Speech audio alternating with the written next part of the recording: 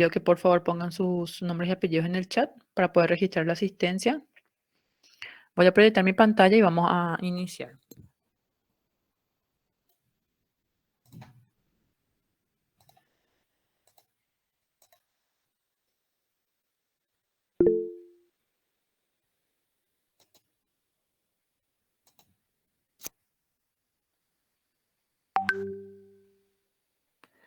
Me avisan si es que ven la pantalla. Me avisan cuando ven la pantalla.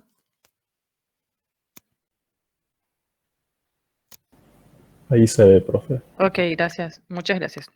Bueno, hoy vamos a ver algunas imágenes de patología cardiovascular. Vamos a ver patologías que afectan al corazón y a los vasos sanguíneos. Vamos a empezar con esta patología que se caracteriza porque tenemos acá con las cabecitas de flecha, nos muestran células muertas. Fíjense que no tienen núcleo, son miocariocitos muertos. En la imagen de la derecha también tenemos lo mismo. Esto que se ve aquí son miocariocitos. Muchos de ellos no tienen ya núcleos, son bien eosinófilos, son fantasmas de los miocariocitos. Entonces es parte de lo que se conoce como una necrosis coagulativa. Y la necrosis coagulativa se da por isquemia. Y vemos que entre las células muertas están estas células, que son los polimorfos nucleares, pero estas células no son las que dieron origen a la muerte, por eso no es una necrosis licuefactiva. No son estas las células responsables de la muerte. Estas células vienen después al foco muerto, al foco necrótico, para empezar a digerir las células muertas, que después se van a reemplazar por un tejido cicatricial. Cuando ustedes ven un miocardio que tiene células muertas, que entre las células muertas hay polimorfonucleares, nos pregunta más o menos cuánto tiempo de evolución tiene esta lesión o este infarto. Y el libro menciona que los neutrófilos, los polimorfonucleares, llegan al sitio de la inflamación más o menos entre el día 1, o sea, a partir de las 24 horas hasta las 72 horas más o menos, es cuando vamos a tener una gran cantidad de neutrófilos en el foco del infarto, ¿sí? Entonces, si ustedes ven fibras muertas y un montón de neutrófilos, el tiempo de evolución de ese infarto es más o menos 1 a 3 días, ¿sí? Recuerden, si un paciente sufre una muerte súbita cardíaca, ¿sí? Ahora se cae y se muere, en la autopsia no se va a ver nada, porque no hay, los cambios se ven solamente de microscopía electrónica, ni siquiera microscopía óptica. A partir de las 4 a 12 horas recién se ve un poco de moteado en la macroscopía, y en la microscopía se puede ver un poco de hemorragia y la necrosis coagulativa, ¿sí? Em, Después tenemos que más o menos entre las 24 y 72 horas, 1 a 3 días, es cuando en la microscopía vamos a ver esto, la presencia de los polimorfos nucleares que vienen para digerir el sitio donde ocurrió la necrosis coagulativa, ¿sí? Entonces quiere decir que el paciente, por ejemplo, sufrió un infarto, sobrevivió, estuvo más o menos 3 días internado y ahí falleció. Y ahí le hacemos la autopsia y lo que vamos a ver en su corazón es esto, en la microscopía. Presencia de este infiltrado inflamatorio polimorfo nuclear. Después nos dice que tenemos un corazón, el corte transversal. Aquí tenemos el ventrículo izquierdo y aquí tenemos el ventrículo derecho, ¿sí? El ventrículo izquierdo siempre es redondito y el ventrículo derecho es como una semiluna que le abraza al izquierdo. ¿Por qué les digo esto? Porque a veces esto va a estar del otro lado en la foto, entonces para que no se confundan. Y nos pregunta, ¿qué lesión se observa en este ventrículo izquierdo? Fíjense que aquí tenemos los músculos papilares, la pared, y vemos esta lesión que está aquí adherida a un área adelgazada de la pared. ¿Qué creen ustedes que es esta masa que está adherida a la pared del ventrículo? ¿Alguien tiene alguna idea? Un trombo podría ser. Muy bien, un trombo. Voy a tratar de poner mayor aumento. No se nota tanto tanto las líneas de SAN, pero es un trombo que está adherido a una parte del miocardio, que fíjense en esta parte, por ejemplo, como es bien gruesa la pared y esta parte está muy adelgazada. ¿Sí? Acá no se ven los músculos papilares.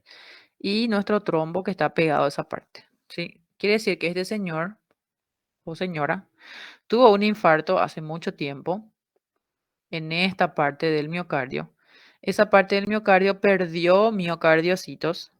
Al perder miocardiocitos se reemplazó por tejido fibroso, por cicatriz. La cicatriz no se contrae porque no son células contráctiles. Entonces, en esa parte donde no se contrae hay un flujo turbulento. Y cuando dimos trastornos hemodinámicos, habíamos estudiado que para que se forme un trombo necesitábamos, uno, la lesión endotelial, dos, alteraciones del flujo, como por ejemplo acá que hay un flujo turbulento, y tres, los estados de hipercoagulabilidad. En este caso, en alteración del flujo, porque esta parte no se contrae bien, y eso hace que se formen los trombos murales. ¿Sí? Este es un trombo mural. Está dentro de la pared de las cavidades cardíacas. Bueno, acá tenemos una macroscopía de un infarto. Fíjense, aquí voy a volver a la anterior. Mi ventrículo izquierdo en esta imagen está hacia la derecha y mi ventrículo derecho está hacia la izquierda, ¿verdad? Pero sé que es ventrículo izquierdo porque es redondo y el derecho tiene esa forma como de semiluna que le abraza.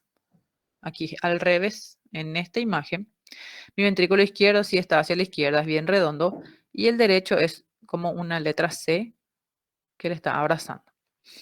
Las flechas me están mostrando, voy a poner mayor aumento, unas áreas donde hay un moteado rojizo bien intenso, que es el área donde hubo un poquito de hemorragia y donde hay un área de tejido muerto.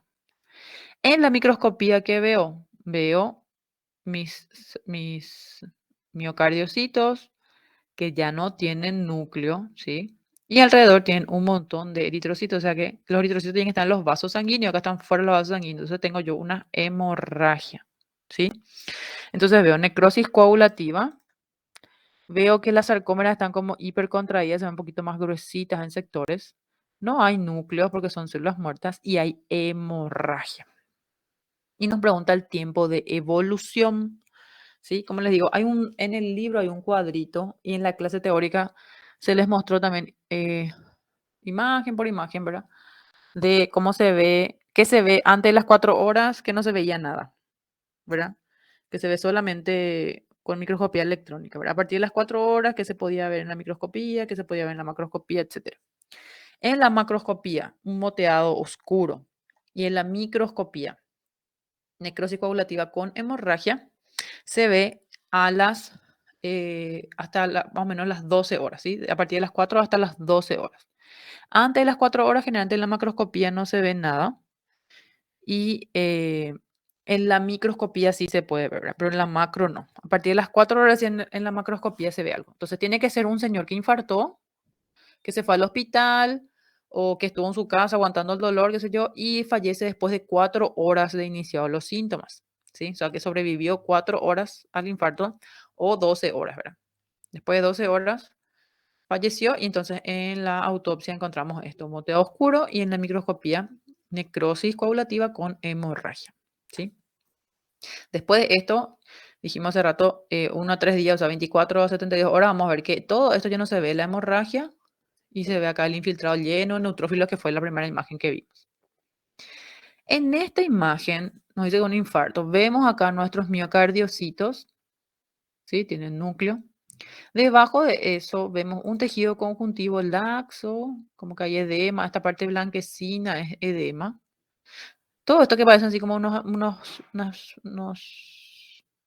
palitos rojitos, que parecen como unos gusanitos, en realidad son capilares. Están cortados de forma transversal, algunos, perdón, longitudinal, y algunos sí están de forma transversal.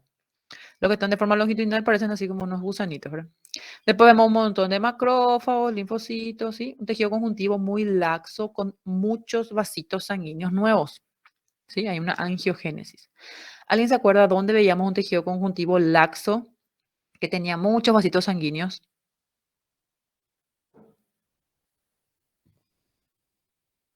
que vimos cuando estudiamos reparación y cicatrización.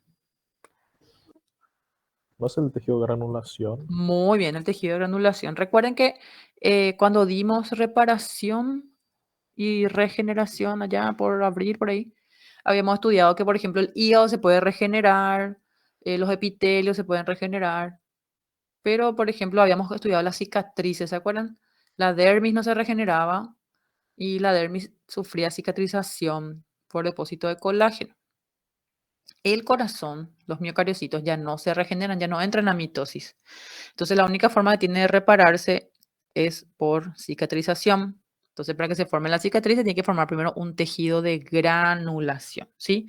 El libro dice que el tejido de granulación más o menos empieza entre el tercer o quinto día, puede ir hasta los 7, 10 días, el tejido de granulación. El tejido de granulación es un tejido transitorio, así como la placenta, ¿sí? Está solamente cuando está el bebé, después ya no tenemos más placenta. Bueno, así también el tejido de granulación se forma hasta que aparece la cicatriz y una vez que está la cicatriz desaparece el tejido de granulación. Al inicio es así, bien laxo, con muchísimos vasos sanguíneos. Después ya dejan de producirse vasos sanguíneos y solamente ya empiezan a depositarse colágeno y después ya se reemplaza totalmente por la cicatriz, ¿sí? Entonces, si ustedes ven un miocardio con un tejido de granulación, estamos frente a un infarto de más o menos 7 a 10 días, ¿sí? En este momento, el tejido que se está reparando es muy blando. Acá hay muy poco todavía colágeno y hay mucho edema, mucho tejido laxo y muchos vasitos. Entonces, en este momento es donde puede ocurrir una de las complicaciones más temidas, que es la rotura del miocardio, porque el corazón sigue latiendo, o sea, se sigue contrayendo y relajando, y ahí en eso puede haber un desgarro de esta parte. Una vez que se forma la cicatriz, ya termina el riesgo de rotura, pero durante la formación, por eso, por ejemplo, ustedes pueden ver que tuvo un infarto, se internó, estaba en terapia y el séptimo día se murió. Y se murió porque hizo una rotura de miocardio, porque justo en ese el día 7 estaba su tejido de granulación bien blandito y al contraerse y relajarse, en una de esas se desgarró. ¿Sí? Entonces, el paciente en el que vamos a ver un tejido de granulación es un paciente que sobrevivió por lo menos 5, 7 o 10 días después del infarto. Y entonces eso vamos a ver en su miocardio. Y después tenemos este paciente, ahora que tenemos los miocardiocitos y este material bien eosinófilo, ya no se ven vasos sanguíneos. Bueno, a este aumento no se ve tan bien, pero solamente que hay unos núcleos de los fibroblastos que quedaron atrapados, algunos núcleos de fibroblastos. Ya no hay vasos sanguíneos, es un material constituido principalmente por colágeno, ¿sí? Entonces, para que se forme la cicatriz, por lo menos, dice el libro, tiene que pasar entre 2 a 8 semanas. Cuanto más pasa, es mejor, más tiempo la cicatriz está mejor constituida, ¿verdad? Pero entre 14 días más o menos, ¿verdad? O sea, 2 a 8 semanas ya se forma la cicatriz y la cicatrización es en la macroscopía de color gris. Y más de 2 meses, o sea, más de 8 semanas, la cicatriz ya es bien completa y ya tiene un color más blanquecino, ¿sí? Entonces, este señor sobrevivió a su infarto por lo menos entre 2 a 8 semanas o más de 2 meses, ¿sí? Allá no sabemos más. Cuando es más de 2 meses no sabemos si fue infarto hace, si es que él no se dio cuenta, ¿verdad? Infarto hace 3 años, 2 años, así no vamos a ver porque ahí ya no hay más cambios en la morfología. Entonces, si nosotros vemos colágeno, quiere decir que por lo menos ya tiene entre 2 a 8 semanas nuestro infarto, ¿sí? Ya se desapareció el tejido de granulación y se formó la cicatriz, ¿sí? 2 semanas a 8 semanas, que es 2 meses, ¿verdad?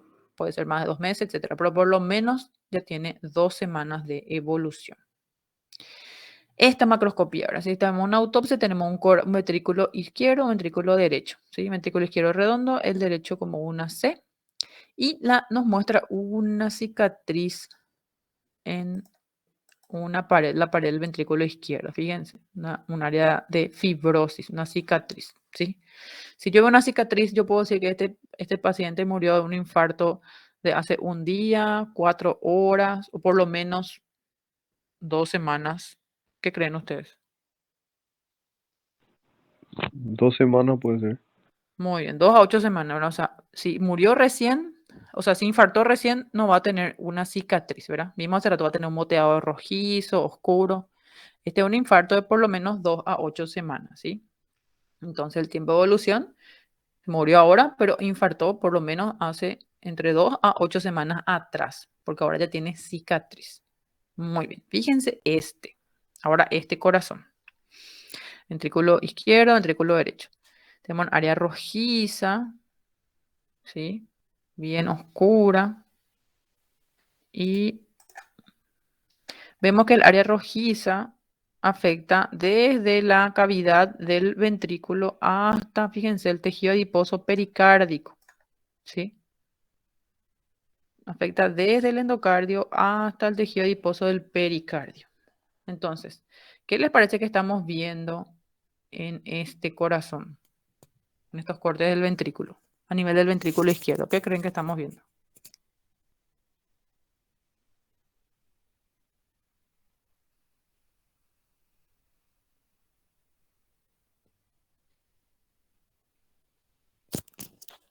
¿Me parece que es normal esto en el corazón? ¿Un área así rojiza, negruzca? No, profe, un infarto sería. Un infarto. Muy bien. El infarto en este caso es un infarto de tipo transmural. ¿Sí? Un infarto transmural. ¿Por qué? Porque afecta todo el grosor de la pared. Van a leer ustedes que hay infarto transmural, infarto subendocárdico, dependiendo a veces del mecanismo, ¿sí? El infarto transmural se da cuando se ocluye una de las coronarias, entonces el sitio que es irrigado por esa coronaria no recibe oxígeno y el músculo muere por necrosis coagulativa. Ahora, si por ejemplo el paciente, por ejemplo, tiene qué sé yo, una sobredosis de cocaína y sufre una vasoconstricción, entonces toda el área se ve del subendocardio la que más sufre y esa es la área que se ve infartada. Y se ve de forma global porque no es una de las coronarias la que sufre, sino que todas las coronarias son las que sufren la constricción. Entonces, no es en un sitio nomás donde vamos a ver el área infartada, ¿sí?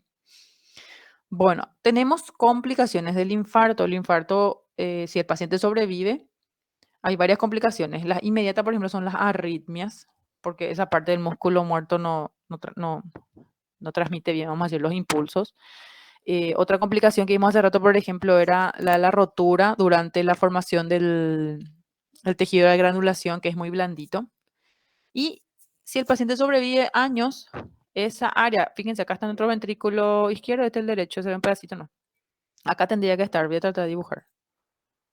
Acá tendría, hasta acá tiene que ser nuestro corazón, ¿verdad? Acá tendría que estar la parte del ventrículo que falta, ¿verdad?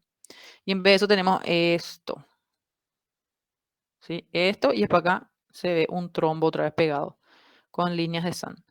Esto que se ve acá es una dilatación aneurismática, ¿sí? Un aneurisma. Y es una complicación tardía, ¿sí? Después de años, porque esta parte donde estaba este, ¿verdad? El músculo se cambió por una cicatriz, vimos hace rato, se forma una cicatriz. La cicatriz no se contrae, entonces con cada contracción y relajación se fue estirando, estirando, estirando y se fue dilatando. Como esta parte no se contrae, esta parte dilatada, el flujo es alterado a este nivel y eso es un factor de riesgo para que se formen los trombos. Entonces acá tenemos un aneurisma y en ese aneurisma otra vez se formó un trombo, ¿sí? Es una complicación de un infarto que es la dilatación aneurismática de la pared. Bueno, fíjense, acá tenemos ventrículo izquierdo y esta que parece una C, ventrículo derecho. Con la flecha roja nos está mostrando áreas de infarto.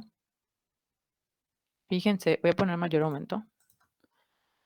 Fíjense, está por debajo del endocardio, ¿sí?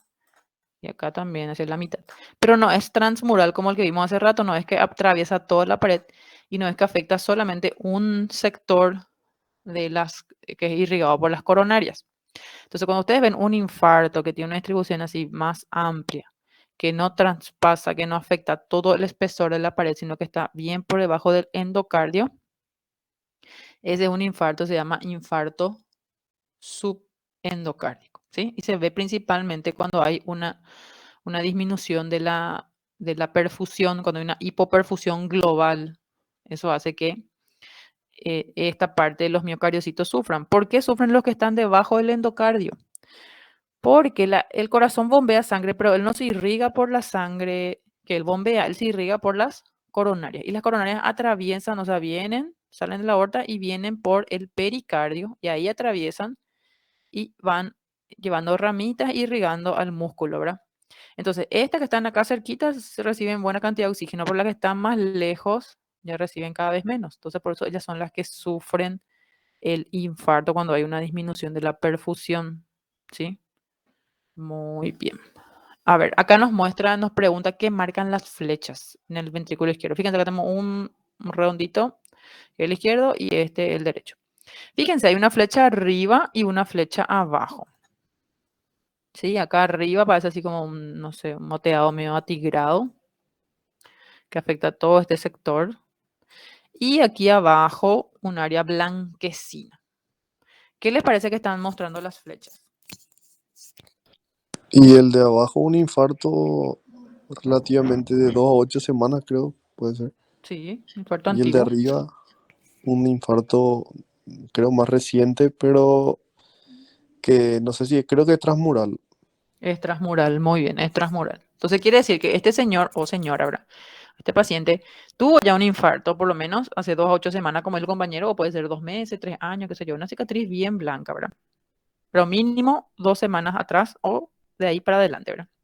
Un infarto antiguo. Sobrevivía a este infarto y ahora hizo otro infarto, ¿sí? En otro sector, un infarto transmural y ahora sí ya encontramos nosotros áreas de infarto reciente, ¿sí? Entonces este señor o señora ya infartó anteriormente y ahora volvió a infartar. Muy bien. Entonces arriba un infarto reciente que puede tener más o menos, qué sé yo, 1 o 3 días y el de abajo un infarto ya antiguo, ¿sí? Porque hay áreas de fibrosis que puede ser de 2 semanas para adelante. Muy bien. Otro corte del corazón ahora, otro corazón. Fíjense, ventrículo izquierdo, ventrículo derecho. Y aquí abajito un área bien, bien rojiza, que tiene los bordes hiperémicos, que va desde el endocardio hasta el tejido adiposo del pericardio. ¿Qué tiene este corazón en esta parte?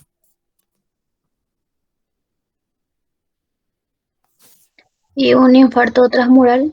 Un infarto transmural. Muy bien, un infarto reciente, ¿verdad? Tener, qué sé yo, 1 o 3 días por ahí porque está bien rojito. Un infarto transmural. ¿Qué podemos nosotros sospechar que tenía este paciente con esta macroscopía de este corazón? Fíjense cómo es la pared del corazón, del ventrículo izquierdo. ¿Les parece que es una pared normal o que acá hay una hipertrofia? O sea, tiene hipertrofia, profe. Muy bien, tiene hipertrofia, ¿verdad? Está muy gordita la pared del corazón. Entonces, probablemente este paciente, ¿qué tenía de base? ¿Qué enfermedad de base tenía? Hipertensión, profe. Muy bien, hipertensión. Sí, probablemente este paciente era un hipertenso que tiene ya una hipertrofia concéntrica al ventrículo izquierdo y que ahora hizo un infarto. Muy bien, entonces tiene un infarto transmural y tiene una hipertrofia. Bueno, vamos a otro corazón. Fíjense ahora el ventrículo izquierdo está hacia la derecha, ¿verdad? Pero sabemos que es el izquierdo porque es redondo, ¿sí? Y el otro que parece como una C es el derecho. Y nos muestra en la flecha un área blanquecina, ¿verdad? Y aparte vemos que acá nos tiene una reglita 1 centímetro y esto tiene, bueno, 4 por ahí, ¿sí? Entonces tiene este paciente dos patologías. Una, que es el engrosamiento de la pared, y otra, el área blanquecina. ¿Cuáles son entonces las patologías que tiene este paciente? Hipertrofia y tiene infarto Muy bien. ¿Reciente o antiguo? antiguo. Muy bien. Un infarto antiguo tiene fibrosis, ¿sí? Y una hipertrofia, ¿sí? Por lo tanto era un hipertenso. Muy bien. Profe, Sí, te escucho. ¿esos son dos cicatrices de infarto o es una misma cicatriz? La imagen anterior. No, yo Esa. creo que son dos cicatrices. Probablemente acá, este va a ser uno más chiquitito. Sobrevivió a este y después este un poquito más grande, sobrevivió también y después falleció. Gracias, profe. Profe, Son dos diferentes. Sí, te escucho. una consulta, esa cicatriz ocupa todo el espesor de esa parte de la pared, ¿verdad? aunque Sí, en algunas partes no se vea bien. aunque no se vea bien, parece que hay un poquito de músculo, es transmural, sí, Ah, ok, gracias. es transmural, sí. Eh, Abarca todo el espesor. Bueno, después tenemos en esta microscopía unas estructuras que se llaman las bandas de contracción, ¿sí? Que son estas áreas que se ven así más oscuritas, más densas, ¿sí? Que acá también se ve que no es la línea, no es el disco intercalar, porque el disco intercalar les puede confundir, pero el disco intercalar es finito, estos son gruesos, ¿sí? Bien gruesos, que corresponden a sarcómeras hipercontraídas, ¿sí? Supongamos el señor tiene un dolor de pecho, opresión, se va al hospital, rápidamente le dan un antitrombótico, le hacen una aspirina sublingual, le inyectan algunos antitrombóticos para alisar el trombo. Y esa parte del corazón que estaba infartando por el trombo, se disuelve el trombo y esa parte del corazón recibe otra vez gran flujo de sangre. Esa parte ya tenía los miocardiocitos lesionados por la isquemia y ahora recibe de repente un montón de sangre. Y entonces esa membrana lesionada recibe grandes contracciones concentraciones, perdón, de calcio, ¿sí? Y eso hace que estas sarcómeras se hipercontraigan, ¿sí? Entonces tenemos las bandas de contracción. Eso es característico de la lesión por reperfusión. Puede haber banda de contracción en un infarto que no fue reperfundido, puede haber en los bordes. Está el área muerta y en el bordecito puede ser que haya, pero poquitito. Donde se ve bien y es así tan evidente la banda de contracción es en la lesión por reperfusión, ¿sí? Entonces, si les muestran esta banda de contracción, es más o menos sinónimo de reperfusión, ¿sí? Lesión por reperfusión. Se suele ver, o sea, es más evidente y se suele ver más en la reperfusión que en un infarto no reperfundido. La reperfusión ayuda a salvar el miocardio. El infarto, el tamaño del infarto es más pequeño, pero esta lesión se ve porque estos miocardiocitos que estaban lesionados, su membrana estaba lesionada por la isquemia, de repente son expuestos a grandes concentraciones de calcio de la sangre y eso hace que se hipercontraigan las sarcómeras, ¿sí? Parece paradójico, ¿verdad? Que estemos lesionando, pero estamos salvando ese corazón y el tamaño del infarto va a ser mucho menor, ¿sí? A pesar de esta lesión de reperfusión. Entonces, si ustedes ven estas bandas de contracción, es porque queremos que ustedes digan, ah, bueno, a este paciente se le reperfundió, ¿sí? Entonces, esto es una lesión por reperfusión. Como le dije hace rato, el infarto puede tener muchas complicaciones. Algunas complicaciones pueden ser tempranas, como las arritmias, por ejemplo, y algunas complicaciones pueden ser tardías, ¿verdad? Entre las tempranas, la que más tenemos miedo es esta, la rotura, ¿sí? Puede haber una rotura de la pared libre, como se ve acá en la imagen A. Puede haber una rotura del tabique interventricular, como se ve en el B. Y eso hace que haya un cortocircuito derecha e izquierda. Puede haber una rotura, fíjense, del músculo papilar aquí en el C. Se rompió el músculo papilar. Entonces, esa válvula no puede más. Es como si fuera que se desinsertó la válvula, entonces tiene una insuficiencia valvular. Entonces, ya por el día 5, 7, por ahí de repente tu paciente que entró, está internado por un infarto, empieza a tener una insuficiencia valvular, un soplo. Cuando ustedes la ocultan, es probablemente porque hizo una rotura del músculo papilar. Cuando es transmural, como vimos hace rato, cuando afecta toda la pared, el infarto también produce una irritación del pericardio, entonces podemos tener también pericarditis, ¿sí? El paciente puede tener una pericarditis porque se irrita el pericardio al ser un infarto eh, transmural. Después se pueden formar trombos, porque dijimos que esa parte muerta no se contrae más de forma normal. Entonces el flujo está alterado y así como vemos en el E, se pueden formar trombos. Y este que es una complicación tardía, ¿sí? ¿Qué le parece que estamos viendo en el F? Acá está nuestro corazón y de repente esta bolsita. ¿Qué creen que estamos viendo en el F?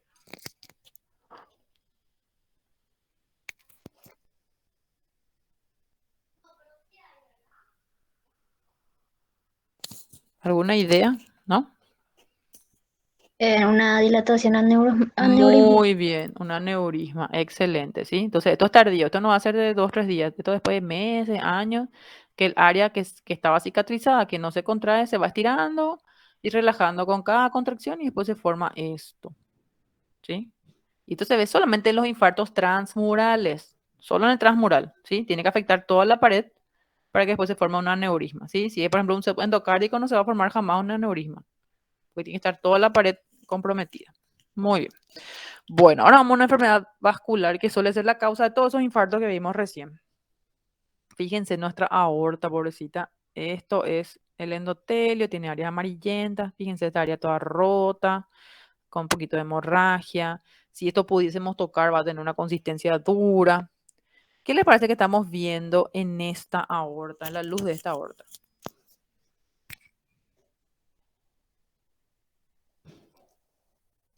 ¿Qué creen ustedes? ¿Que es normal esa aorta o no es normal?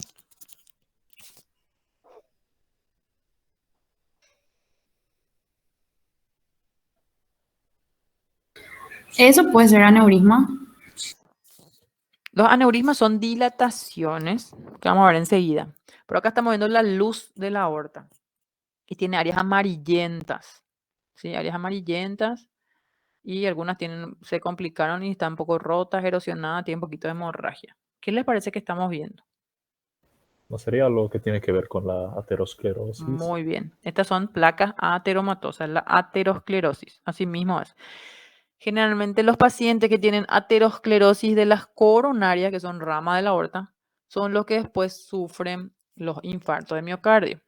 La aterosclerosis es la acumulación de lípidos, por eso se ve amarilla la luz de la aorta, porque se acumula grasa, se acumulan lípidos, ¿sí?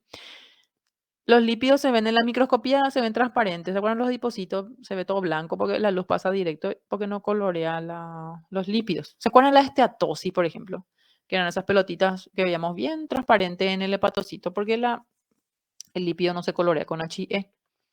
Pero esa esteatosis, cuando veíamos en la macro, era un hígado medio amarillento, anaranjado. ¿Por qué? Porque los lípidos se ven amarillos en la macro.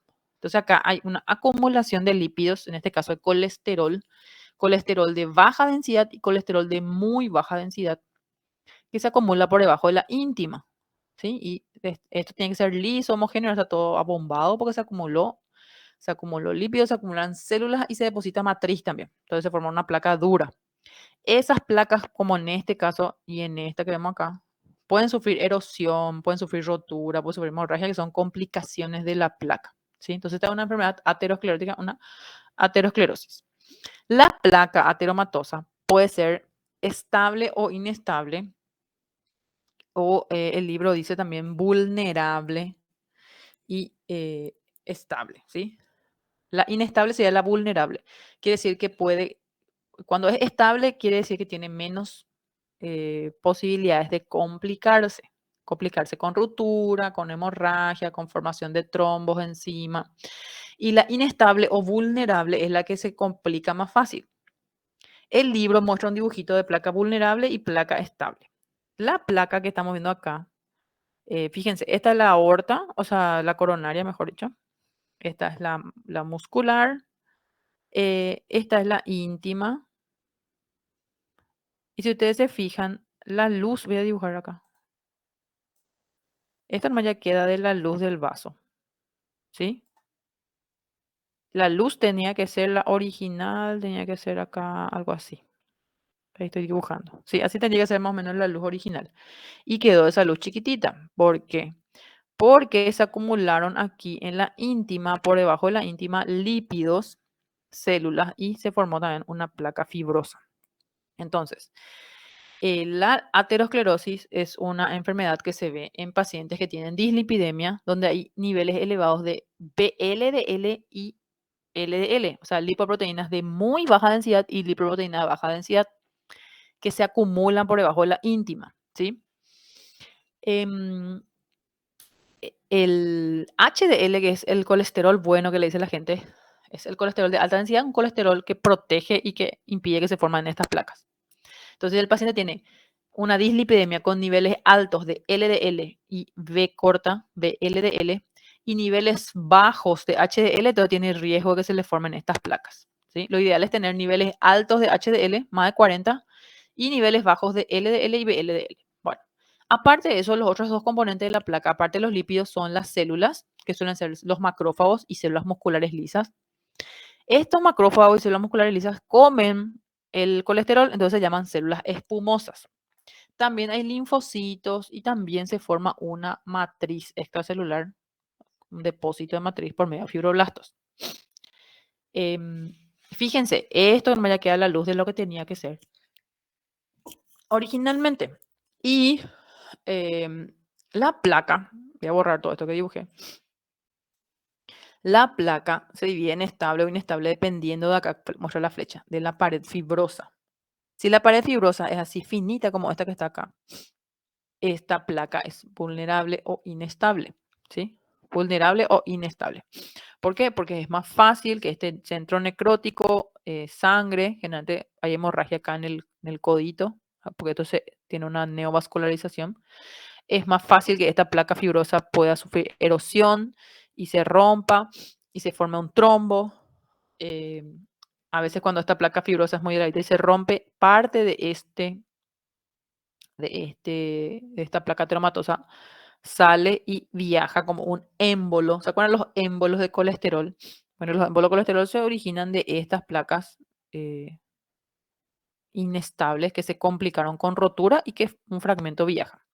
Y fíjense que acá hay algo lila también, que es calcificación, que es otra complicación. ¿Sí? Eso también hace que la placa sea inestable, la presencia de este material basófilo, que es el calcio. ¿Sí? Calcificación. Entonces, todo eso hace que esto sea una placa inestable. Vamos a comparar con esta otra. Fíjense, acá tenemos la luz, que quedó chiquitita, la luz tenía que ser hasta acá más o menos. Todo esto es mi núcleo lipídico, donde va a estar mi centro necrótico, donde van a estar mis células espumosas, mis lípidos, mis linfocitos, etc. Y esta es la pared fibrosa. Fíjense que esta pared fibrosa es bien gruesa, no es finita como la otra. Entonces eso hace que la placa, en este caso, sea una placa estable, ¿sí? Porque la pared fibrosa es gruesa. Si la pared fibrosa era finita, como lo que vimos hace rato, la placa iba a ser inestable, ¿sí? Entonces, placa estable o inestable depende de la pared fibrosa y si no está con otras complicaciones como la calcificación. Ahora, la placa inestable es la que tiene mayor riesgo de complicarse. Entonces vamos a dividir otra vez a las placas en complicadas y no complicadas, ¿sí? Por ejemplo, en este caso tenemos, dice que se rompió la capa fibrosa. Esta es una coloración con tricrómico y vemos que la capa fibrosa que está en azul es súper finita. Acá en rojo tenemos el trombo. Acá tenemos el núcleo lipídico rico en colesterol. Acá hay un poquito de fibrosis y después acá está el resto de la pared muscular de la coronaria. Si ustedes se acuerdan la anatomía normal, la histología normal de las arterias, en las arterias la capa más gruesa es la muscular, ¿sí? La íntima era finita y la adventicia era un poquito más gruesa, ¿verdad? Pero la capa más gruesa, la capa más importante es la muscular. Y fíjense acá la muscular, esto nomás, finita. Todo esto es la íntima. Todo esto porque la íntima fue empujada, porque se acumuló colesterol. Aquí se rompió la cápsula fibrosa. Entonces se lesionó el endotelio y se formó un trombo. ¿Sí? Esta es una placa donde su capa fibrosa, que se ve acá en celestito, es muy delgada. Entonces eso hace que sea una placa inestable. Y esta es una placa complicada porque se rompió y se pegó un trombo, se le formó un trombo encima. Quiero que se fijen también en esta parte pálida, que son mis células espumosas, que dijimos que podían ser macrófagos o células musculares lisas que comieron el colesterol. Entonces el colesterol puede ser intracelular o puede ser extracelular, como se ve acá. Esto que se ve acá blanquito no es artefacto, son cristales de colesterol, ¿sí? Entonces recordar, el colesterol se acumula de dos formas, intracelular y de forma extracelular en forma de cristales. Entonces está una placa inestable porque ya vimos su pared fibrosa y que está otra vez a su vez complicada, ¿sí? Es una placa inestable y una placa complicada. ¿Con qué se complicó? Con la formación de un trombo. Si ustedes se acuerdan, los trombos se formaban por lesión del endotelio, alteración del flujo y estados de hipercoagulabilidad. En este caso es lesión del endotelio, ¿sí? Bueno, acá me pregunta qué diferencia hay entre estas dos coronarias. Fíjense, acá tenemos una coronaria y aquí abajo otra coronaria. La coronaria de arriba tiene unas manchitas amarillentas, Pero si ustedes se fijan, la luz es una luz lisa, ¿sí? Una luz lisa. No hay acá ninguna sobrelevación, no hay ningún área que esté, donde está roto el endotelio, se ve todavía brillante. Solo que tiene esas manchas amarillentas. Fíjense acá cómo el endotelio está más engrosado. Fíjense, en esta parte está normal el endotelio, ¿sí? Acá hay sangre porque se le pegó un trombo, acá hay una hemorragia. Esta es una placa más gruesa. Entonces, hay diferencia entre la placa de arriba y la placa de abajo. ¿Cuál les parece que es una que está complicada? ¿La de arriba o la de abajo?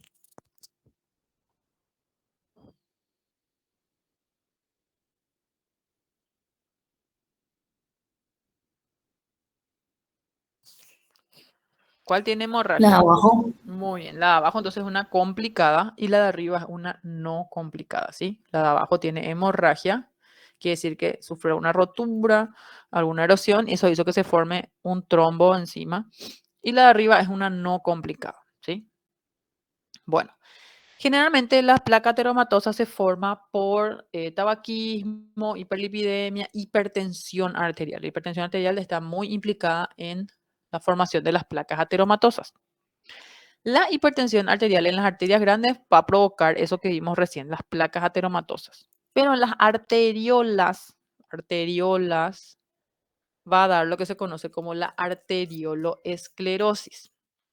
Y la arterioloesclerosis puede ser dos tipos. Esa que está arriba es la arterioloesclerosis hialina, donde en la arteriola, en la pared de la arteriola se deposita un material hialino que hace que la luz quede pequeñita. Y se ven los pacientes que tienen hipertensión benigna y diabetes. O sea, se ven los diabéticos y en los pacientes que tienen hipertensión benigna. Y la de abajo, fíjense que tiene como parece como bulbos de cebolla, tiene muchas capas de células y el aumento del número de células era la hiperplasia, ¿se acuerdan? Entonces, esto se llama la arterioloesclerosis hiperplásica, porque hay una hiperplasia, un aumento del número de células. Esta arterioloesclerosis hiperplásica se ve en los pacientes que tienen hipertensión maligna. ¿Qué quiere decir eso? Que es una hipertensión que se origina de nuevo y donde los niveles de la diastólica son mayores a 120. No la sistólica, la diastólica. Si estos pacientes no se tratan, fallecen a los 2 años más o menos por complicaciones renales, cerebrales, cardiovasculares, etc. Por eso se llama hipertensión maligna. ¿Sí? Entonces recuerden, la hipertensión benigna y la diabetes producen arterioloesclerosis hialina, depósito de material hialino en la arteriola. Y la hipertensión maligna produce arterioloesclerosis hiperplásica, ¿sí? Entonces, eso también tienen que recordar. Bueno, si ustedes ven una arteriola en un riñón que tiene un depósito de material hialino, ¿cómo se va a llamar? Dice la lesión de la arteriola.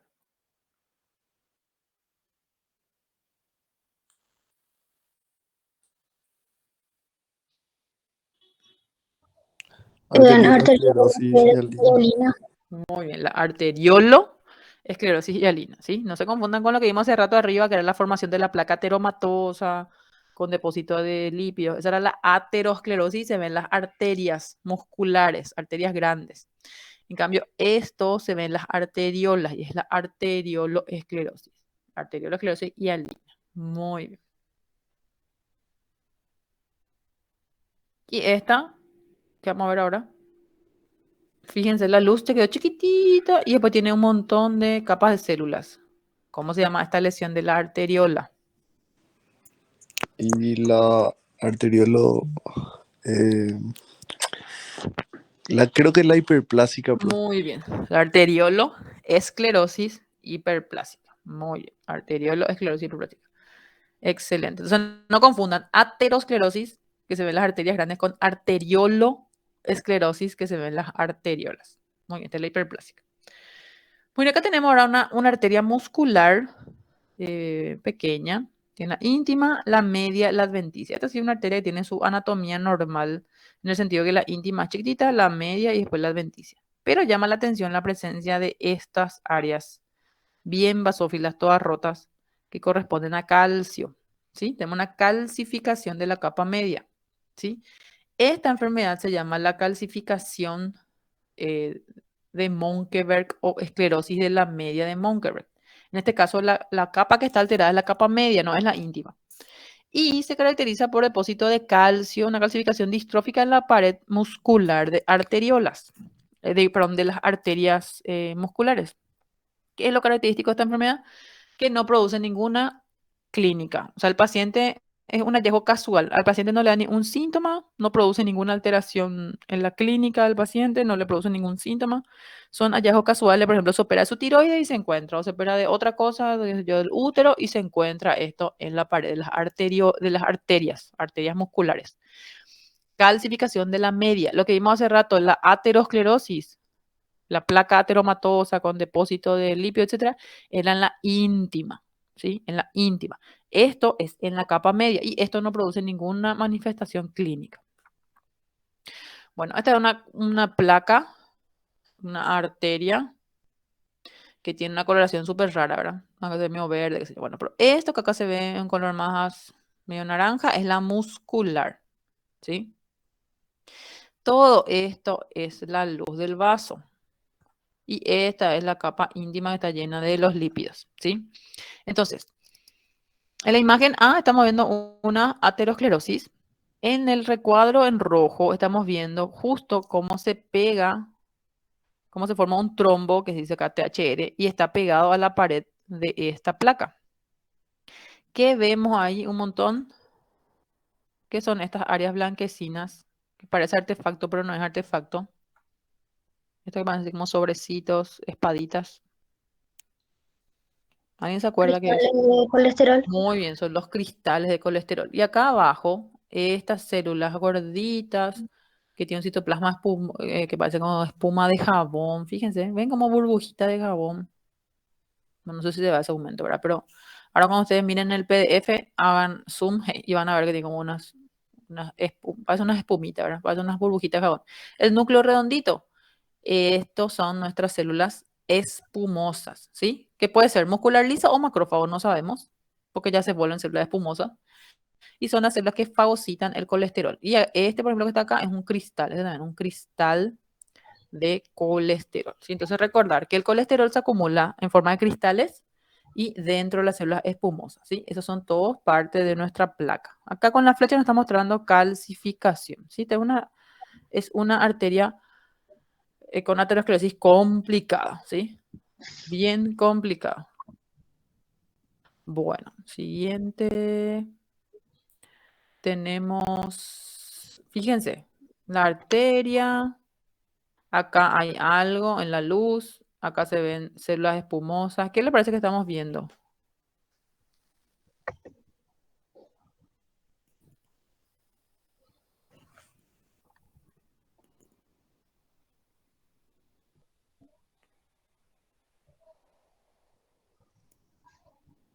¿Qué creen?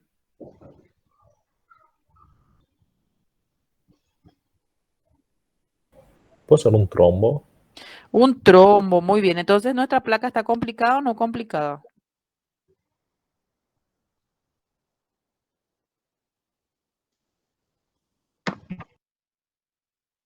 ¿Qué creen?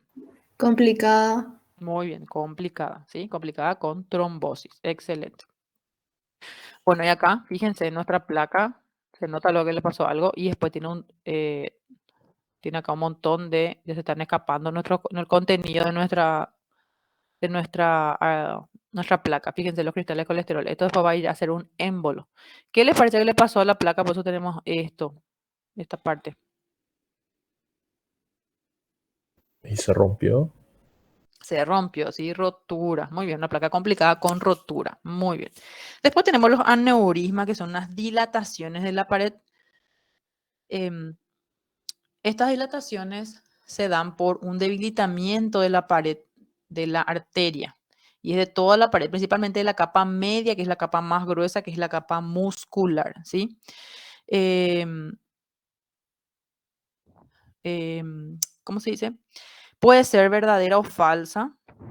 Falsa es la que, en este caso, se rompió un pedacito de la pared, salió sangre y por fuera parece que es un abombamiento de la pared, pero después cuando cortamos vemos que en realidad hay sangre que está disecando la pared y parece nomás por fuera ¿cómo se llama? Un aneurisma, pero no es un aneurisma verdadero. Bueno, El aneurisma verdadero puede ser sacular o puede ser fusiforme, ¿verdad? Sacular es cuando una partecita nomás de la pared tiene así como un abombamiento y fusiforme es cuando de los dos lados, ¿sí? O sea, todo. En este caso tenemos una arteria aorta y en esa arteria aorta estamos viendo por debajo de la bifurcación de las arterias renales un abombamiento de la pared, ¿sí? Un abombamiento de la pared. Eso se debe a que esta parte de la pared está debilitada, principalmente dijimos la capa media, y eso hace que se forme esta, como esta bolsita, ¿sí? Esto es un aneurisma sacular, ¿sí? Generalmente los aneurismas son muy frecuentes en esta localización, ¿sí? Lo que se conoce como la aorta abdominal. Aquí tenemos un corte, fíjense, vamos a la aorta abdominal. Acá está la bifurcación de la aorta. Y fíjense el endotelio vascular tiene estas áreas amarillentas. ¿Qué le parece que tiene este endotelio? ¿Parece que es normal o que tiene una patología que vimos recién?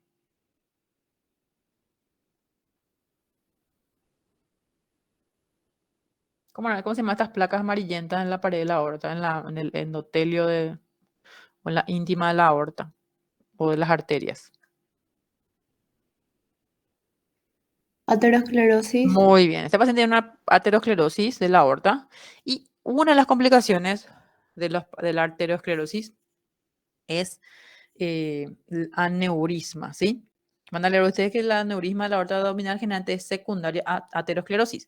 Pero ustedes van a decir, profe, ¿no era que acaso la media se tenía que debilitar? Y pasa que estas placas o sea, se originan, se acumulan toda la íntima, pero lesionan también por compresión a la media y hacen que la media se debilite, entonces se forman después las dilataciones aneurismáticas, ¿sí? Los aneurismas de la aorta. Aquí tenemos una microscopía donde se ve con orceína las fibras elásticas. Si ustedes se acuerdan, la aorta cuando dieron histología tenía muchísimas fibras elásticas. Y acá vemos cómo están rotas las fibras elásticas, ¿sí? En parte faltan las fibras elásticas, ¿sí? Eso se llama la degeneración quística de la media, ¿sí? Degeneran las fibras elásticas de la capa media y eso hace que se quede más blandita y se abombe y se formen los aneurismas. Otra patología que podemos tener es la disección. La disección es cuando se rompe un pedacito, una parte de la pared del vaso sanguíneo y la sangre se mete en ese espacio y diseca, ¿sí? Diseca, separa los haces de músculo de la capa media y se forma como si fuese una segunda luz, ¿sí? La disección. Puede ser de tipo A, que es la que se origina ya en la aorta ascendente, y la tipo B, que es después del callado. Aquí tenemos una imagen de fíjense qué fea está esta aorta, horrible, porque está llena de placas ateromatosas, ¿sí? Aterosclerosis complicada. Y aquí pueden ver ustedes, esto está cortado y abierto como un libro, entonces se ve aquí una parte y aquí la otra parte, cómo la sangre entró por debajo del endotelio, se metió en la capa muscular y formó como si fuese otra luz. ¿Sí? Esto es una disección. Y no sé si ustedes se acuerdan de anatomía, cuando disecaban la disección con la tijerita, iban separando. Bueno, así también con que están separando con la tijerita, entra la sangre y separa las capas de músculo. ¿Sí? Acá le vamos a otra imagen. Fíjense, esto es lo que quedó de la luz. Esto que parece así como una letra, parece una C, esto chiquitito. Y esto es la disección, ¿sí? Esta es la sangre que empujó a la pared y se quedó, esto nomás la luz de la arteria original. ¿Cómo se ve en la microscopía? Fíjense, esta es mi pared, esta es la pared del vaso, esta es la luz y la sangre se metió acá y separó en dos capas, hizo la disección. Voy a poner a mayor aumento. Fíjense acá todavía no separó del todo, pero está separando esta parte del músculo de esta parte de músculo y adventicia. Esto separó en dos capas. Esto que se ve acá un poco más oscurito es mi capa de músculo todavía. Y después viene la adventicia. Separó y se metió acá la sangre. Esa es la disección, ¿sí? Disecó la pared vascular, ¿sí? Entonces la disección también se puede ver como complicación de la aterosclerosis. ¿sí? Acá se ve en esta tinción de Orseína otra vez las fibras elásticas. Y acá esto que está con asterisco es nuestra sangre que está separando este plano muscular, ¿sí? Se mete acá y está disecando, ¿sí? La disección arterial. Bueno, ahora tenemos un miocardio, fíjense, y acá tenemos un nódulo. Un nódulo que tiene unas células que se llaman células en oruga, que tienen que son unos macrófagos que tienen esta cromatina característica y que forman un nódulo y se ven una enfermedad. Este nódulo tiene un nombre y se llama nódulo de Aschoff, ¿sí? Y ese nódulo se ve en la fiebre reumática aguda, ¿sí? La fiebre reumática es una patología que se ve después de la infección por estreptococos del grupo A, del grupo beta hemolítico.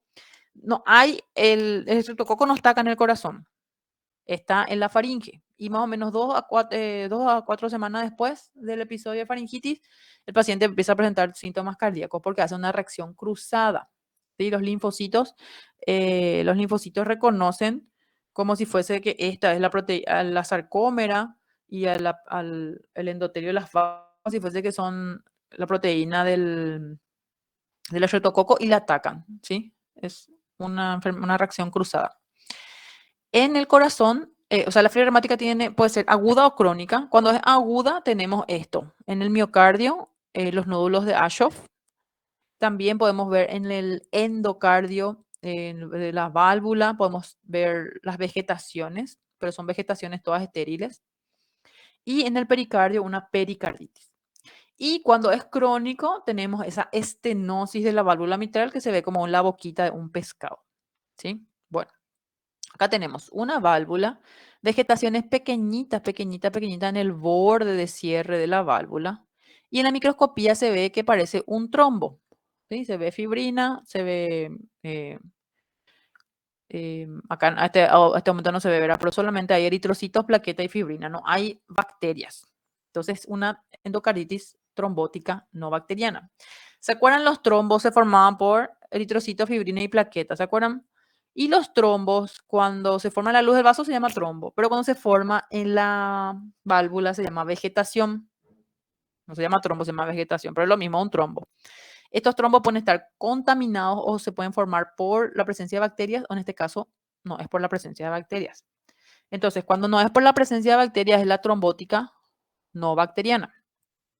Nos dice que un paciente con cáncer de páncreas, el cáncer de páncreas se caracteriza porque secreta una mucina que es procoagulante. Entonces, en este caso, se forma este trombo por un estado de hipercoagulabilidad. Y en ese caso se llama endocarditis trombótica no bacteriana y de tipo marasmática, ¿sí? Que se ve en pacientes caquéticos, en ancianos, en pacientes que tienen algunos cánceres como este, un estadio terminal, con estados de hipercoagulabilidad. Esta célula, fíjense que la cromatina parece como un gusanito, una oruga, ¿sí? Esas células se llaman las células en oruga o célula de Aniscoff, que se ve en el nódulo de Aschoff. Y ese nódulo Aschoff recién vimos que se ve en la fiebre reumática aguda, ¿sí? Bueno, y acá tenemos una válvula, fíjense. Esta válvula tiene un color blanquecino, yo no veo ningún trombo. ¿Qué me llama la atención? Que hay unas cuerdas finitas y unas cuerdas gordas, ¿sí? Esta, por lo tanto, está pegadita entre ellas, todas fusionadas. ¿A usted les parece que esto, una fusión de las válvulas, engrosamiento y fusión de las cuerdas, es algo agudo, algo de 2 o 3 días o algo crónico, algo de meses? ¿Qué les parece? ¿Qué creen? Algo de meses Muy bien. Entonces, si algo de meses, ¿va a ser agudo o crónico? y crónico. Muy bien. Entonces, es de la cardiopatía reumática crónica, ¿sí? Cardiopatía reumática crónica. Entonces, en la aguda yo voy a ver algo muy parecido a esto, porque se van a formar unos trombitos, porque también la endocarditis trombótica no bacteriana va a entrar la de la fiebre reumática aguda, ¿sí? Y en la crónica voy a ver esto, que va a haber una estenosis de la válvula con fusión, se fusionan y llega un momento que se fusiona tanto que parece la boquita de un pez, ¿sí? Crónica, muy bien. Acá tenemos dice, lesión de la válvula de un paciente que tiene 30 años que es adicto a droga endovenosa. Excelente. Y fíjense estas vegetaciones enormes, ¿sí? No son rojizas, tienen algo amarillento, hay como pus. Y son enormes. ¿A usted le parece que el paciente que es adicto a droga intravenosa desinfecta toda el área primero antes de introducir la aguja para drogarse? No, ¿verdad? Lo más probable es que así como está, se inyecta y eso hace que ingrese al torrente sanguíneo patógenos muy virulentos, muy agresivos, como el Staphylococcus aureus, ¿sí? De la piel. Y eso hace que vaya primero al corazón derecho, porque ahí va el drenaje venoso, ¿verdad? Y ese estafilo empieza a morder, vamos a decir, las válvulas y lesiona el endotelio y se forma entonces el trombo encima y es un trombo que va a tener muchísimas bacterias. Entonces, este trombo que va a estar contaminado con bacterias y que si hay bacterias vienen rápido los neutrófilos también para defender, entonces va a tener un montón de neutrófilos. Estas vegetaciones enormes sobre una válvula sana, se ve que una válvula sana, ¿sí? Tiene las cuerditas finitas, acá el endotelio bien brillante. Una válvula sana, esto se ve en la endocaritis trombótica, perdón, en la endocaritis bacteriana aguda, endocaritis infecciosa aguda. La endocaritis bacteriana se divide en dos tipos, aguda y subaguda. La aguda está dada por patógenos que son muy virulentos, o sea, que son muy agresivos y que pueden lesionar válvulas sanas. Y la subaguda se da por bacterias que no son tan virulentas y que no pueden lesionar válvulas sanas. Entonces solamente van a lesionar válvulas, van a producir las vegetaciones en válvulas que ya están lesionadas, ¿sí? Válvulas previamente lesionadas o, por ejemplo, el paciente que tiene alguna prótesis valvular.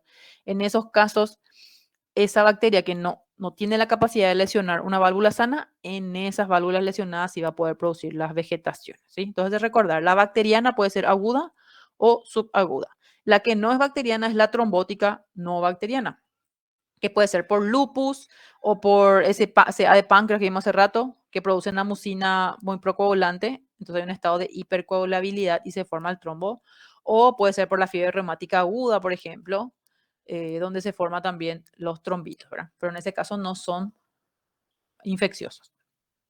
Y fíjense acá, estas vegetaciones horribles que ya soltaron algunas cuerdas, ¿sí? Provoca destrucción de la válvula, vegetaciones grandes. Y en la microscopía, fíjense, todo esto que se ve basófilo son colonias bacterianas. Entonces, ¿esta va a ser una endocarditis trombótica bacteriana o no bacteriana?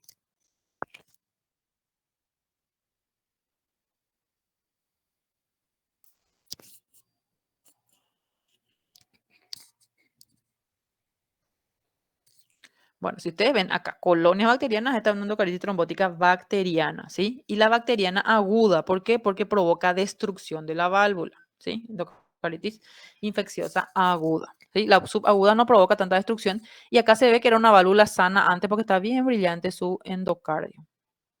Bueno, acá nos pregunta si es una subaguda, bacteriana subaguda o una marasmática. Fíjense, las vegetaciones son chiquititas, pequeñitas, están en el borde libre de las valvas y cuando vemos la micro no vemos colonias bacterianas, ¿sí?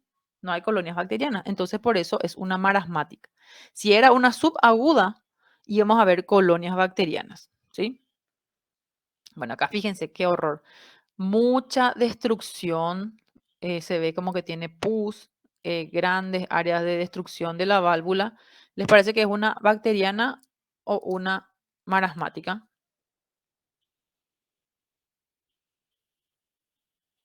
Bacteriana. Muy bien, tiene que ser una Bacteriana. bacteriana, muy bien. La que tiene vegetaciones grandes que destruyes es la bacteriana, excelente. Acá también nos pregunta si es una bacteriana aguda o subaguda. Fíjense, acá está la vegetación, aquí hay vegetaciones. Fíjense esta parte, cómo destruye, se nota que está destruyendo el aparato valvular, ya no se ve la valva. ¿Cuál es la que es más agresiva y que provoca destrucción? ¿La aguda o la subaguda?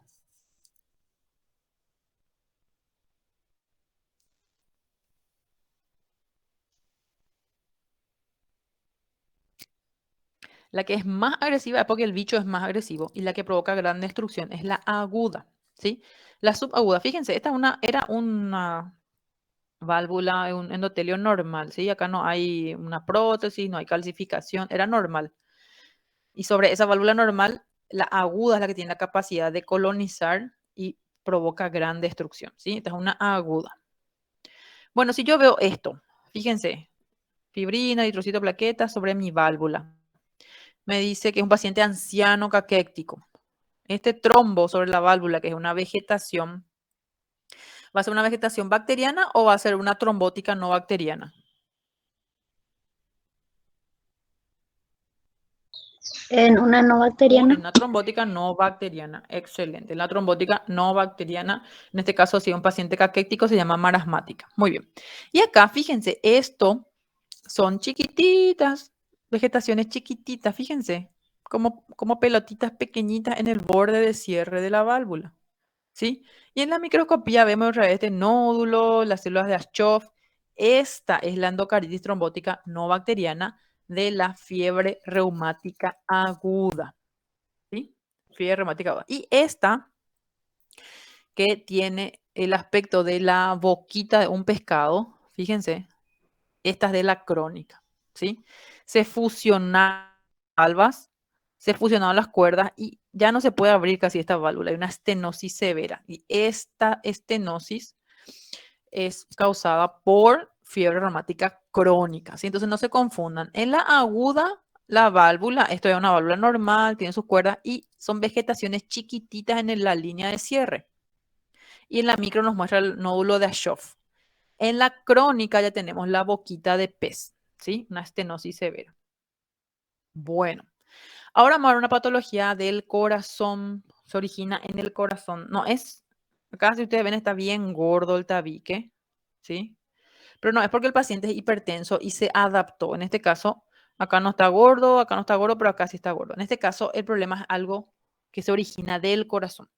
Entonces, por eso se llama miocardiopatía, porque se origina del miocardio, o sea, del corazón, no es una adaptación. El de la hipertrofia que vimos hace rato del hipertenso se llama eh, hipertrofia concéntrica del ventrículo izquierdo o una patología por hipertensión. En este caso se llama miocardiopatía. Las miocardiopatía son de tres tipos. La hipertrófica, donde hay una hipertrofia como se ve acá. La dilatada, donde vamos a ver una dilatación del corazón. Y la restrictiva, donde esto va a estar tan durito, la cavidad del ventrículo, que no se puede llenar, no se puede distender ni contraer, ¿sí? Una restricción. Bueno, entonces, si ustedes ven un corazón que tiene una parte hipertrofiada y la otra parte no, es una hipertrofia asimétrica, eso nos está hablando de una miocardiopatía hipertrófica, que tiene causas 100% genéticas. Hay una alteración de los genes que codifican el sarcómero, etcétera, y eso hace que el paciente tenga fibras, que vamos a ver enseguida, acá se ven, que sufren hipertrofia, pero que están dispuestas de forma desorganizada. ¿Sí? Están todas desorganizadas. Eso es característico de la miocardiopatía hipertrófica, ¿sí? Están desorganizadas y entre las fibras hay mucha fibrosis. Un corazón que está muy dilatado, fíjense, muy dilatado, y nos pregunta si esta macro se corresponde con esta micro. Esta micro es lo que yo les acabo de mencionar recién. Fibras que están muy desorganizadas, fíjense que se ponen de formas raras. Esto que se ve en azul es el colágeno, o sea que hay mucha fibrosis entre las fibras. Eso es característico de la miocardiopatía hipertrófica, ¿sí? Entonces, esta micro no se corresponde, esta micro no se corresponde a esta macro. La macro es de una miocardiopatía dilatada y la micro es de una miocardiopatía hipertrófica, ¿sí? Y aquí nos dice a qué miocardiopatía se corresponde esta micro. Fíjense, hay fibras que están hipertrofiadas. Acá hay fibras hipertrofiadas, fíjense, está enorme, pero está mezclada con fibras chiquititas, algunas atróficas, algunas que forman la apoptosis. Y acá con el tricrómico vemos que hay fibrosis. Esto se corresponde a la dilatada, ¿sí? Esto se corresponde a esta macro que vimos recién, ¿sí? Esta que tiene las fibras todas con formas raras, esa es de la hipertrófica. En la dilatada Hay también hipertrofia, pero es una hipertrofia que compensa a las células que se murieron o las células que fueron a la atrofia, ¿sí? Entonces, pero no tienen formas raras. Ustedes no van a ver que tienen todo así como tres patitas, esas cosas raras que vimos en la hipertrófica. Hay también fibrosis, ¿sí? Pero no es tan marcada como en la hipertrófica. Y acá las fibras no son irregulares. Entonces, esta dilatada tiene causas, acá nos preguntan etiologías. Fíjense, fibras grandes, algunas chiquititas, fibrosis. El corazón está enorme, puede pesar, el corazón normal pesa 250 gramos, esto pueden llegar a pesar hasta 900 gramos, ¿sí? Corazón de buey enorme. Todas las cavidades son estar dilatadas. Esta miocardiopatía dilatada puede tener causas genéticas y no genéticas, ¿sí? Y entre las causas no genéticas está el alcohol, pueden ser algunas drogas, tratamientos quimioterápicos, posparto, posviral, por ejemplo, un paciente que tuvo dengue, hizo una miocarditis por dengue y después puede desarrollar una miocardiopatía dilatada. Y estos son los casos en que nosotros después escuchamos en redes sociales, un corazón para fulanita, un corazón para fulano. ¿Por qué? Porque su fracción de eyección no puede contraerse esto. Entonces necesitan un trasplante de corazón. Fíjense ahora esto, corazón izquierdo, dijimos siempre el redondo, y el corazón derecho enorme. Y si ustedes se fijan, voy a poner mayor aumento, este corazón derecho, acá está el endocardio, después hay un montón de, parece tejido adiposo nomás, ¿sí? Y acá en la microscopía vemos eso, músculo, con azul el tricrómico, y después tejido adiposo, ¿sí? Esta es una de las pocas patologías que afecta al ventrículo derecho y se llama displasia arritmogénica del ventrículo derecho, ¿sí?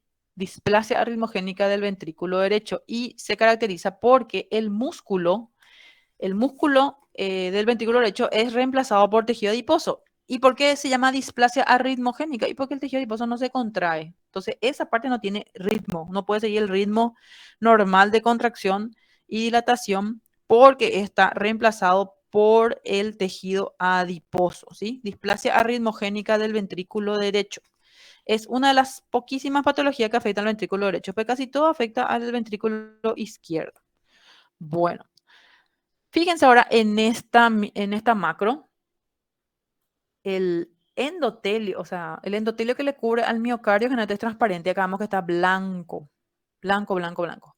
Y en la micro con tricrómico vemos que entre el endocardio y el miocardio hay un montón de colágeno, ¿sí? Se depositó colágeno, que es lo que se ve acá blanco. Y esta es la miocardiopatía restrictiva, ¿sí? Hay una restricción al llenado porque hay una fibrosis del endocardio, ¿sí? Entonces la miocardiopatía restrictiva se puede dar por esta fibrosis del endocardio. También está uno que se llama la fibrolastosis, donde hay un depósito de tejido elástico. Y la de Loeffler, que es una patología donde primero hay necrosis con eosinófilos que después se reemplazan con cicatriz y fibrosis. Hay patologías más raras que ya no son parte de la miocardiopatía, pero que también pueden dar alteraciones, como por ejemplo una restricción a la dilatación.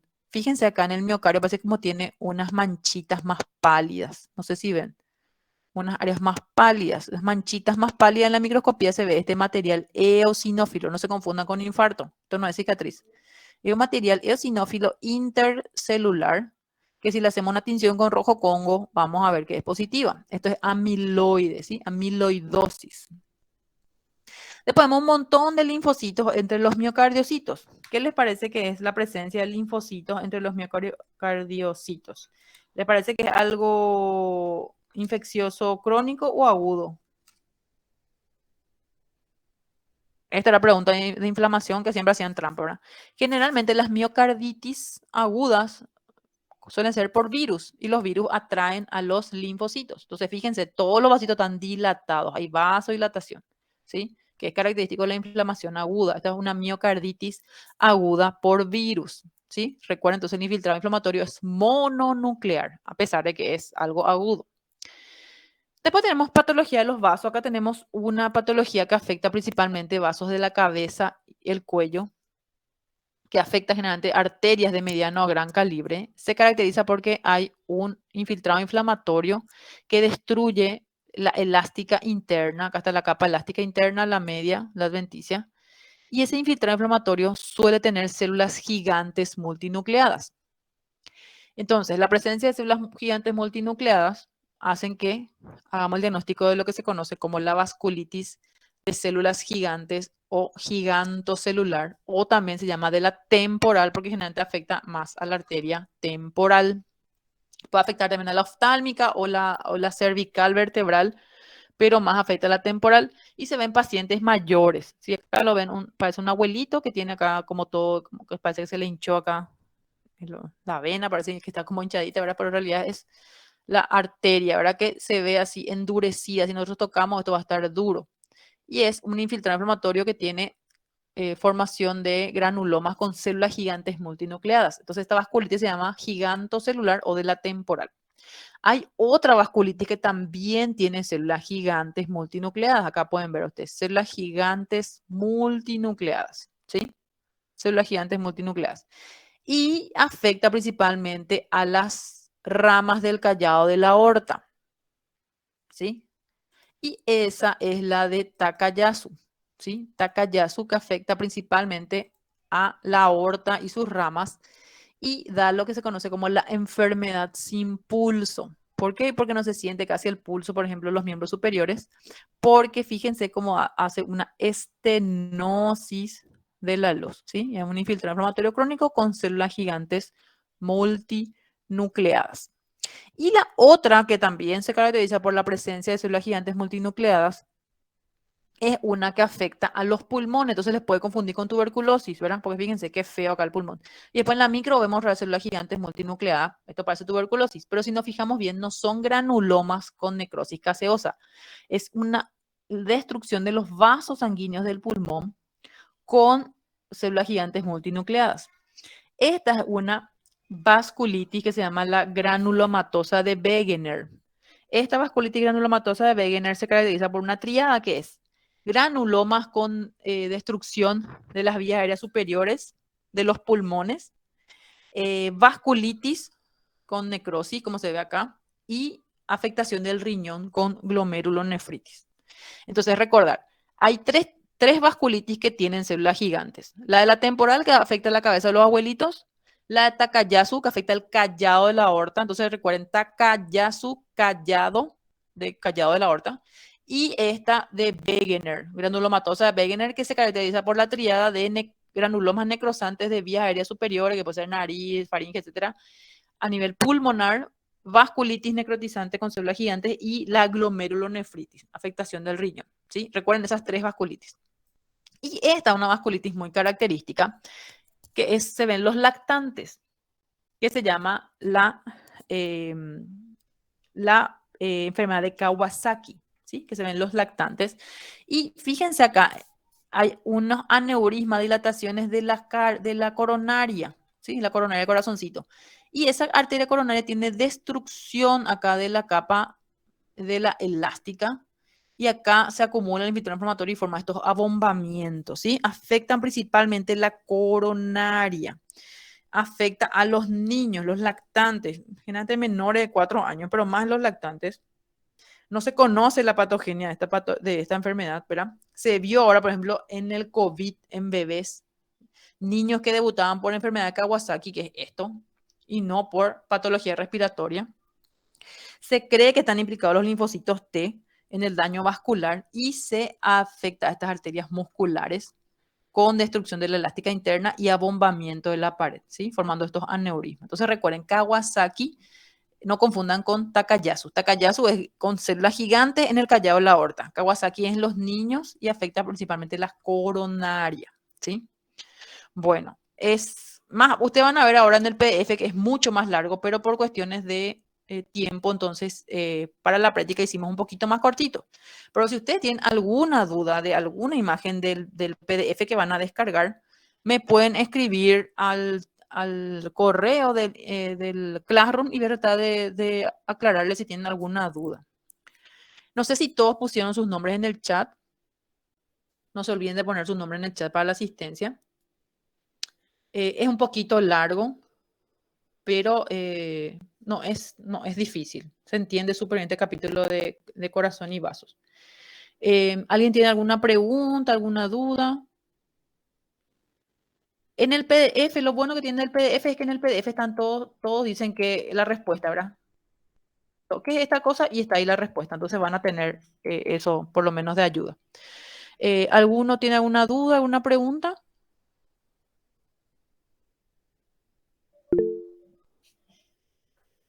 Bueno, si no hay preguntas, chicos, llegamos hasta acá. Que tengan una buena tarde. Y nos vemos la semana que viene. Todos pusieron sus nombres en el chat, chicos. Sí, profe. Ok, genial. Bueno, como les digo, el PDF es mucho más larguito, tiene como 80 diapositivas más o menos. Ahora que por cuestiones de horario no íbamos a poder mostrar los 80. Pero lo bueno es que tiene ya la respuesta ahí. Entonces, cualquier cosita, si por ahí dudan algo, sin problema yo les contesto en el Classroom. Bueno, chicos, entonces llegamos hasta acá. Que tengan una buena tarde y nos vemos.